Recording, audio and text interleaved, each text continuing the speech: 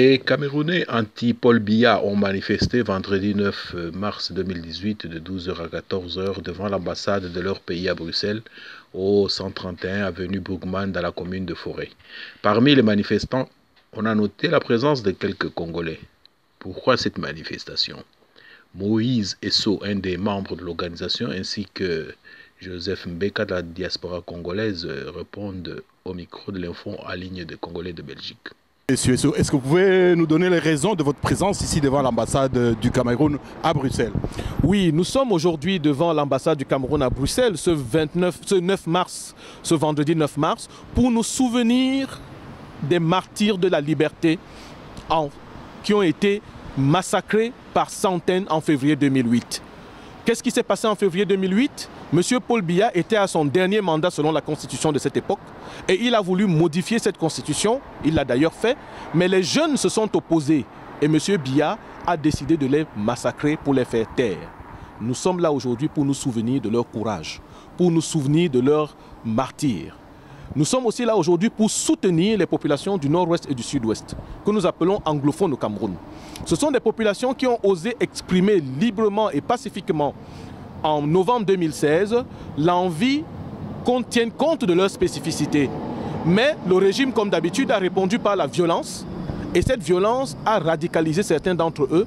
Aujourd'hui, nous sommes dans une situation de guerre au Cameroun et ce sont les populations qui payent les pots cassés, qui subissent les exactions de l'armée, qui pensent qu'ils aident les sécessionnistes. Et nous sommes là pour dire non. Les populations du Cameroun ne soutiennent pas les sécessionnistes, mais elles subissent les exactions de l'armée. Et c'est pourquoi nous sommes là pour soutenir aussi ces martyrs de la dignité. Enfin, nous avons deux autres messages qui sont des messages collatéraux. En 2018, nous sommes en période électorale. Eh bien, nous disons que les élections de 2018 ne peuvent pas se dérouler au Cameroun alors qu'il y a une partie du pays qui est en guerre. Premier message, donc ces élections sans dialogue national, pour nous, c'est zéro élection. La deuxième chose, c'est que même s'il y avait élection, M. Paul Biya ne peut plus être candidat. Ça fait 35 ans que cet homme est au pouvoir. Il a 85 ans. Ici, là, on se bat pour diminuer l'âge de la retraite. Lui, là-bas, il se bat pour mourir au pouvoir. Ce n'est pas possible. Nous disons à M. Biya, terminus 2018. Qu'espérez-vous d'une réponse de la part de la population par rapport à ce que vous faites ici à Bruxelles? La population, de toute façon, les forces politiques progressistes et vraiment progressistes au Cameroun s'organisent aussi dans le cadre du zéro élection sans dialogue. Toutes les forces politiques et sociales de la société civile ont exigé un dialogue national pour qu'on arrête d'abord la guerre au nord-ouest et au sud-ouest avant de commencer toute autre chose, y compris une élection. Donc nous pensons simplement qu'au Cameroun, il y a déjà une convergence là-dessus. Mais nous allons plus loin. Nous disons que M. Paul Biya ne peut pas être l'homme qui organise cette transition, ni qui organise ce dialogue, parce qu'il est lui-même un belligérant et il a montré en 35 ans de pouvoir qu'il est incapable de faire cela. Donc nous sommes pour que M. Biya se retire. Et nous pensons qu'il y a au Cameroun des gens, et la population le veut. Et je voudrais le dire, même en voix off, au sein du parti au pouvoir, beaucoup disent ouais, on ne sait pas comment faire pour que cet homme-là se retire. Mais ils n'osent pas le dire à haute voix. Alors nous disons ça à leur place et nous savons qu'ils sont d'accord avec nous. Vous savez qu'en politique, c'est le rapport de force qui compte. Biya est là depuis 35 ans, vous lui demandez un dialogue et après le dialogue, vous allez dire messieurs, merci d'avoir organisé le dialogue, au revoir. Vous pensez qu'il va se plier à ce jeu-là? Non, c'est ce que je viens de dire. J'ai dit que M. Biya ne peut pas être celui qui organise ce dialogue. C'est ce que je viens de dire. Donc nous estimons que ce dialogue est indispensable avant toute élection et que M. Biya doit se retirer. Donc nous demandons à M. Biya de se retirer quand nous ne voulons pas sa candidature et nous ne voulons pas non plus que ce soit lui qui organise ce dialogue. Donc nous sommes pour une transition politique, mais il faut quand même un dialogue avant.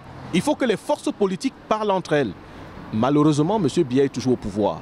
Donc nous ne pouvons pas faire comme s'il n'est pas au pouvoir. Donc nous sommes obligés de créer, et ça fait partie de notre travail, c'est ce que nous faisons aujourd'hui. Nous lançons ce message pour que tout le monde ait le courage de dire à M. Biya, retirez-vous. Non, nous ne voulons plus de vous à la tête de l'État. Une dernière question pour ceux qui nous suivent. Quelle est la date des élections pour qu'on puisse planifier donc, les reportages et suivre ce qui s'est fait quotidiennement? Officiellement, c'est en octobre. Bon, M. Biya, qui est maître du calendrier de sa propre loi, est capable de les anticiper, de les postposer. Pour le moment, comme vous avez bien dit, c'est lui qui a le pouvoir. Mais officiellement et selon les institutions, c'est en octobre.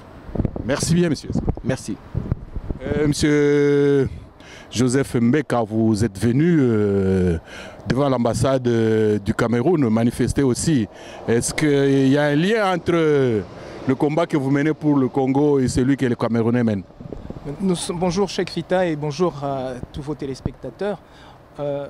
Il y a d'abord un appel d'un frère qui partage les mêmes aspirations de libération pour l'Afrique que nous. Nous voulons une indépendance pour toute l'Afrique et l'Afrique passe également par le Cameroun. Quand ce frère Moïse Esso nous appelle également pour venir soutenir la cause du Cameroun, nous voyons la cause de toute l'Afrique. Et nous ne voulons pas que M. Paul Biya devienne un exemple pour le président que nous combattons, Hippolyte Kanambe, que certains connaissent sous le nom de Joseph Kabila. M. Paul Biya qui a 35 années de pouvoir, avec 0 bilan. Mais c'est un ersatz que nous présente également M. Kabila, qui a encore moins de résultats que M. Paul Biya. Au Cameroun, il y a une certaine réalisation sociale, on va dire ça comme ça, même si c'est un peu insultant pour ceux qui souffrent là-bas tous les jours. Mais il n'y a pas ça au Congo. Donc, en aucun cas, M. Paul Biya ne peut devenir un exemple. Nous ne sommes pas en Chine où exactement on peut voir qu'il y a des avancées sociales, des avancées économiques, des avancées financières pour accorder à M. Xi Jinping une présidence à vie. Effectivement, nous les Africains, le pouvoir, ça ne nous intéresse pas plus que ça. Si nos enfants mangent, si nos enfants vont à l'école, s'ils sont soignés, s'il y a des routes, s'il y a un salaire décent, mais pourquoi est-ce qu'on s'occuperait de politique ? Une dernière question, qu'est-ce que vous avez comme message pour la jeunesse africaine qui vit en fait dans la plupart des pays qui ont le prototype du Congo, Kinshasa et du Cameroun? Nous disons à cette jeunesse, trop c'est trop, assez c'est assez. Cette jeunesse doit se prendre en charge, cette jeunesse doit se lever pour réclamer sa dignité et sa libération. Nous sommes noirs et fiers. Vous savez qu'ici, nous sommes dans la diaspora et qu'il y a un plafond de verre. On n'ira jamais plus loin que certaines limites que nous impose l'homme blanc. Ici, c'est son territoire. Nous avons une terre qui est immensément riche. Comment pouvez-vous expliquer que nous allions mourir en Méditerranée? Ça veut dire que ces gouvernants fantoches, comme Paul Biya, comme Sassou Nguesso, comme Eyadema, comme Joseph Kabila, tous ces gouvernants fantoches doivent dégager. C'est une nécessité vitale de survie pour nous donner un espace de dignité. Autrement, quelle est l'image qu'il présente de l'Afrique? Il présente une image de paupérisation, de gens qui ont la main tendue, de gens qui sont des mendiants, des gens qui vont dans la terre des autres pour créer une pression sociale. Non, nous avons une terre qui est immensément riche. Si elle n'est pas gérée, il faut que les gestionnaires ou ceux qu'on nous impose pour maintenir les précarés de certaines puissances occidentales et de multinationales dégagent.